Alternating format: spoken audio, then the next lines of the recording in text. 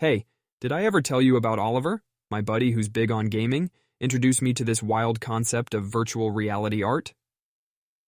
He convinced me to try a VR art-themed game, and it was like stepping into a wonderland. Just imagine a world constructed entirely out of your artistic whims, just pure unhindered creativity. It's like a whole new dimension of gaming and art. You've got the VR headset on, and you're not just creating art on a canvas, but it's like you're sculpting the space around you, creating these 3D works of art. Pretty insane, right? I even had this chat with Nina about the VR experience, and she was really fascinated. We started brainstorming the possibilities of incorporating this into my work. Can you believe that? Maybe the New York Art Circle is ready for a VR infusion. Picture a VR section in an art exhibition. It's got this futuristic vibe, doesn't it? Nina had me thinking about this all day. You know how she is, always pushing boundaries. We even talked about an art piece I saw in the game. Imagine lava, bubbling and full of life. Now imagine that on a canvas. Seems surreal, doesn't it? So who knows? We might have a bit of a virtual reality revolution in the art world, and I might be leading the charge. Fingers crossed. Isn't it crazy how every day brings these wacky, surprising twists that challenge the way we see or do things? Anyway, I'm off to my studio to let this day's inspiration manifest into art. You wouldn't believe it. I found a whole new palette out there today. Went out forest bathing. Yep, you heard that right. It was like marinating myself in serenity, man.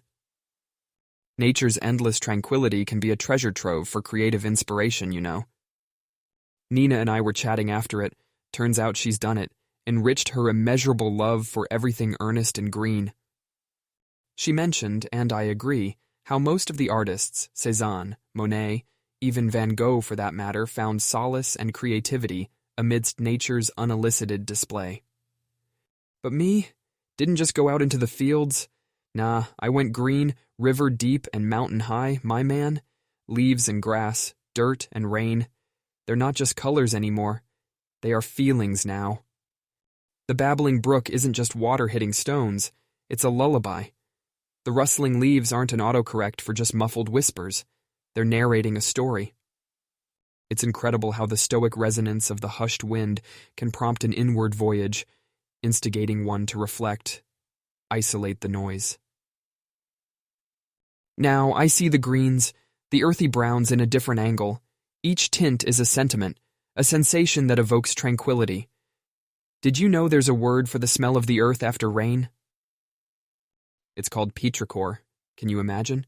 There's a word that's so oddly specific, a word that's so beautiful, a poetic homage to nature's nuance.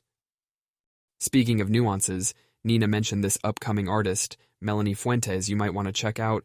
Her style's very similar to mine. She could be our sixth musketeer. I love learning from new perspectives. Kinda adds a whole new dimension to the art, don't you agree? It's intriguing, refreshing, how a brush stroke, the texture, the undertones, could convey a different narrative, a different mood. You know how they say, every artist dips his brush into his own soul and paints his own nature into his pictures.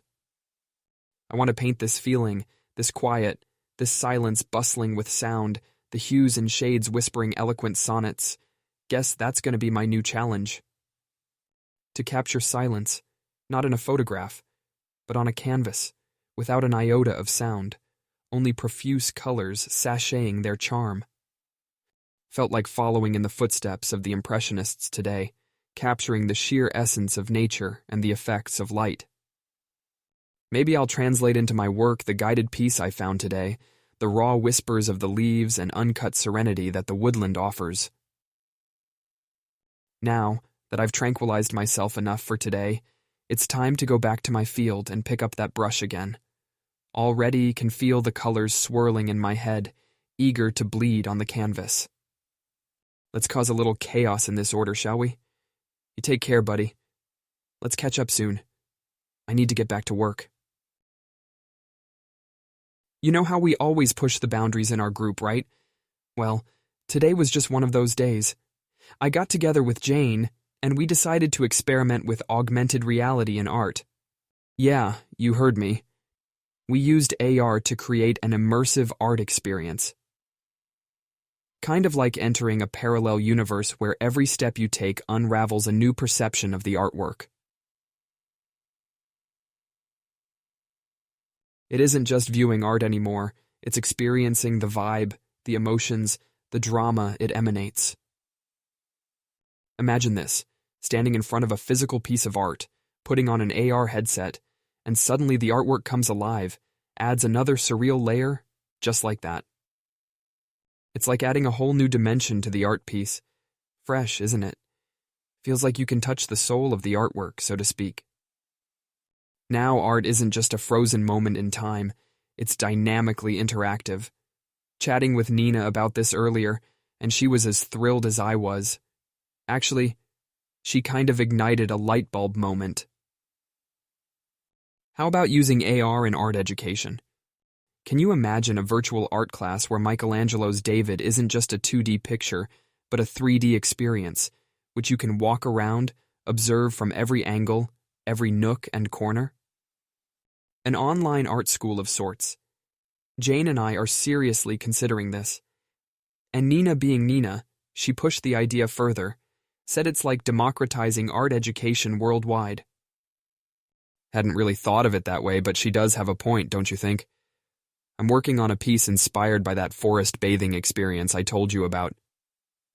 And I'm trying to incorporate the AR element into it, hoping to add a completely surreal narrative to it. But hey, you know how I love these challenges. The adrenaline rush, the possibility of creating something new, something no one's seen before. It's what keeps us artists going, right?